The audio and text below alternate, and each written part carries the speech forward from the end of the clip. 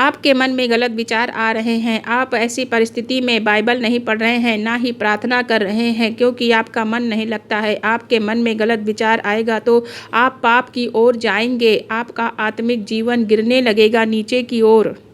आप सभी का स्वागत है आज शाम की प्रार्थना में। मेरा विश्वास है कि परमेश्वर का वचन आप सभी भाई बहनों के जीवन में पूरा होगा। जब आप अपनी आंखों से गलत चीज़ों को देखते हैं, आप अपने शरीर के विरुद्ध पाप करते हैं। अगर आप शादी से पहले किसी पुरुष या स्त्री के साथ रहते हैं तो ये व्यभिचार होता है। कुछ ऐसा पाप जो अपने शरीर के विरुद्ध आप करते हैं, ये गलत है। वह नशा हो सकता है, आपके फ़ोन में व्यभिचार आ रहा है। आप अपने घर से बाहर निकलेंगे तब आपको ऐसी बहनें मिलेंगी जिन्हें कपड़े पहनने का तरीका बहुत ज़्यादा गलत है। बाहर निकलते ही आपको कुछ लोग घूर घूर कर देखेंगे। आप जानते हैं इन दिनों व्यभिचार कितना बढ़ गया है। आपके मोबाइल में ऐसा वीडियो है, बाहर के वातावरण में ऐसा माहौल है, शैतान की योजनाएं आपके जीवन में कार्य कर रही हैं। आपके पास्ट में किए गए गुनाहों को बार बार याद दिलाता है। दुष्ट सोते समय बुरे डरावने सपने दिखाता है। बहुत से लोग उस व्यभिचार में फंसकर पाप करते हैं। ऐसे लोग हैं जो अपने बीते हुए समय में अर्थात ओल्ड अफेयर को, जिन्हें वे भाई बहन तोड़ चुके थे, उसी में वह वापस चले जाते हैं। मेरे भाई और बहनों, ये मत सोचिए कि आप उम्र में बड़े हैं, आप बिल्कुल फ्री हो चुके हैं। मैं आपको बताना चाहती हूँ कि ये व्यभिचार एक ऐसा गुनाह है जो हमारे शरीर को बहुत अधिक पसंद है। बाइबल हमें बताती है व्यभिचार के कारण एक नगर था, सदोम और अरोरा, जो इस व्यभिचार के कारण नष्ट हो चुका था, इस धरती से नष्ट हो चुका था। वह शहर के लोग ऐसे स्टेज पर पहुंच गए थे जहां पर वे सभी ये नहीं देख रहे थे कि कौन औरत है कौन पुरुष है। वे सभी शारीरिक अभिलाषाओं में पड़ते जा रहे थे, वे गंदे काम करते जा रहे थे। बाइबल बताती है इस धरती पर शुरू से ही व्यभिचार था और आने वाले समय में और अधिक बढ़ेगा। आप विश्वासियों के लिए ये लाइफस्टाइल हो चुका है, लेकिन जो विश्वासी भाई बहन हैं, मैं उनको बताना चाहती हूँ। आप अपने फ्रेंड से पूछेंगे जो परमेश्वर पर विश्वास नहीं करता है, उनके लिए ये नॉर्मल बात है। फ्रेंड से पूछिए तो वो कहेंगे कि लड़का लड़की से फ्रेंडशिप करना ये तो नॉर्मल सी बात है। लेकिन हम विश्वासी भाई बहन जिन्हें परमेश्वर ने अपने लहू से खरीदा है, हमें ऐसा नहीं करना है। हमें ऐसा नहीं करना है और ना ही कर सकते हैं। हम विश्वासी इन कामों के लिए नहीं आए हैं। परमेश्वर ने हमें इन कामों के लिए नहीं चुना है। ये परमेश्वर के खिलाफ है।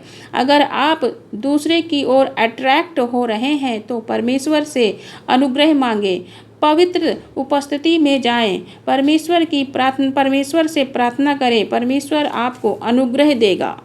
वही अनुग्रह आपको व्यभिचार से बाहर आने में मदद करेगा। बाइबल में लिखा है जब पतरस के पास पवित्र आत्मा नहीं था तब वह यीशु के साथ घूमता था। पतरस ने यीशु मसीह से वादा किया था कि वह यीशु के साथ मरेगा और जेल भी जाना पड़े तो भी साथ जाएगा। लेकिन जब परिस्थितियां विपरीत हो गईं यीशु के जीवन में, तब यही पतरस कहने लगा कि वह उसे नहीं जानता है, वह प्रभु यीशु मसीह को नहीं जानता। वहाँ से वह निकल गया। ये पतरस का जीवन था जो विदाउट अनुग्रह जी रहा था। लेकिन जब परमेश्वर का अनुग्रह पतरस पर हुआ तब पतरस ने सबसे कहा कि तुमने उसे मारा है, उसका मैं गवाह हूँ। अनुग्रह मिलने के बाद पतरस होशियार हो गया, क्योंकि उसे अनुग्रह मिलेगा। परमेश्वर ही वह सामर्थ है जो हम सभी को परमेश्वर की अगुवाई में चलने में मदद करता है। वचन पढ़ते हैं, पहला कुरिन्थियों अध्याय 3 का 16 और 17 पद। क्या तुम नहीं जानते कि तुम परमेश्वर का मंदिर हो और परमेश्वर का आत्मा तुम में वास करता है?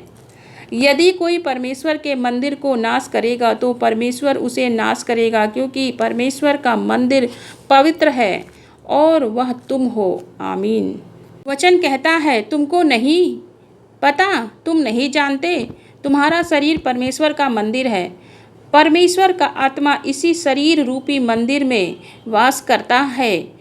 यदि तुम परमेश्वर के शरीर रूपी मंदिर को अपवित्र करोगे, वे विचार से नशे करके, गलत संगति में अपना जीवन बिता के, गलत रास्ते पर चलकर, तो परमेश्वर तुम्हें दंडित करेगा, क्योंकि परमेश्वर का मंदिर पवित्र होता है और वह मंदिर तुम्हारा शरीर है। हालेलुया। जब हम वचन को सुनते या पढ़ते हैं तो हम सभी परमेश्वर से कहते हैं, खुदावंद मैं आखिरी बार पाप कर चुका, अब से मैं पाप नहीं करूँगा। लेकिन नहीं हो पाता, बिना परमेश्वर के अनुग्रह से नहीं हो पाता। कई बार ऐसी परिस्थितियाँ आपके जीवन में आ जाती हैं जब बहन भाई को देखती है और भाई बहन को देखता है, हम उन्हें छूते नहीं हैं, उनके शरीर को टच नहीं करते हैं, लेकिन मन ही मन उन लोगों के खिलाफ गुनाह करते हैं, पाप करते हैं। यीशु ने कहा है, अगर तुमने किसी को गलत नज़रों से देखा जिसके कारण गलत विचार आया, तो आपके मन में पाप आ चुका है, आप पाप कर चुके हैं। आप स्वयं को किसी को छूने से रोक सकते हैं, लेकिन ऐसी परिस्थिति में आप खुद को कैसे रोकेंगे? यदि आप इस पाप से बाहर आना चाहते हैं तो आपको परमेश्वर की अनुग्रह की ज़रूरत है। आपका शरीर अपना नहीं है, आपका अपना नहीं है। ये शरीर परमेश्वर का मंदिर है और मंदिर पवित्र होना चाहिए। यदि आप परमेश्वर के मंदिर का नाश करोगे, अपवित्र करके, नशे करके, व्यभिचार करके, तो परमेश्वर आपको नाश करेगा, यानी कि प्रभु आपको दंडित करेगा। प्रभु आपको दंडित करेगा और ये परमेश्वर का वचन कहता है। इसीलिए आप अपने शरीर को अपवित्र होने से बचाएं, अपने जीवन को पवित्रताई में बिताएं, परमेश्वर की पवित्र उपस्थिति में जाकर प्रभु के सामने सच्चा पश्चाताप करें, प्रत्येक बात को प्रभु से कहें और अपने गुनाहों के लिए परमेश्वर से माफ़ी मांगे, क्षमा मांगे। प्रभु आपको माफ़ करेंगे, आप पर दया करेंगे और आपको पवित्रताई में जीवन बिताने के लिए अनुग्रह देगा, आशीष देगा खुदावंद। इसलिए अपने मन की रक्षा करें, प्रभु के अनुग्रह के सामर्थ्य से स्वयं को पवित्र बनाएं और प्रार्थना में आगे बढ़ते रहें। आइए एक मन होकर अपने हाथों को स्वर्ग की ओर उठाएं और परमेश्वर पिता से प्रार्थना करें। Hallelujah, hallelujah, hallelujah. धन्यवाद, धन्यवाद, धन्यवाद करते हैं हमारे उद्धारकर्ता पिता परमेश्वर। धन्यवाद करते हैं इस सुंदर सी शाम के लिए, धन्यवाद करते हैं दिन भर की आशीषों के लिए। हमारी अगुवाई करी, हमारे हाथों को आशीषित किया, जिससे हाथों के द्वारा किए गए सारे कामों को सफल बनाया, सुरक्षित घर पहुंचाया।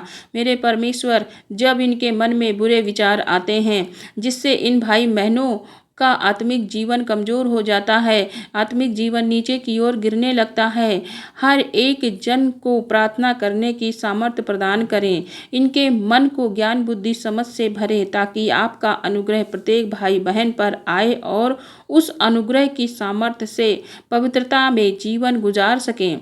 इनका शरीर पवित्र बने, क्योंकि पिता ये शरीर परमेश्वर का मंदिर है जो इस शरीर को पवित्र बनाता है। मेरे खुदावंद, उन्हें ज्ञान बुद्धि समझ दीजिए। अशुद्ध और व्यभिचार फोटो वीडियो को इनके मन को दूर कीजिए। फोटो वीडियो को ना देखें, गलत फोटो वीडियो को ना देखें। ये सभी भाई बहन जो इनके फ़ोन में हैं, फ़ोन का इस्तेमाल केवल उतना ही करें जिससे ये अपनी आँखों की रक्षा कर सकें। जितना फ़ोन का यूज़ लाइफ में ज़रूरी है उतना ही कर सकें। व्यर्थ चीज़ों को ना देखें, अशुद्ध चीज़ों को देखने से बचें। सभी के मन के विचार शुद्ध बनाए मेरे परमेश्वर। हर एक जन का जीवन पवित्र बन सके, शरीर पवित्र बन सके। परमेश्वर पिता प्रत्येक भाई बहन परमेश्वर के राज्य के लिए कार्य कर सकें, बीज बो सकें। आज रात में सभी को मेरे प्रभु मीठी सुरक्षित नींद दीजिए, कर्जे से छुटकारा दीजिए, बीमारियों से छुटकारा दीजिए। जो भाई बहन परमेश्वर के घर में और जो परमेश्वर के दास दासियों की सहायता और मदद करते हैं, अपने कामों के द्वारा, दान के द्वारा, फाइनेंशियली सहायता करके प्रत्येक के भंडारों को भरें। किसी भी वस्तु के इनके घर में घटी कमी ना होने पाए। घर के भंडार हमेशा भरे रहें।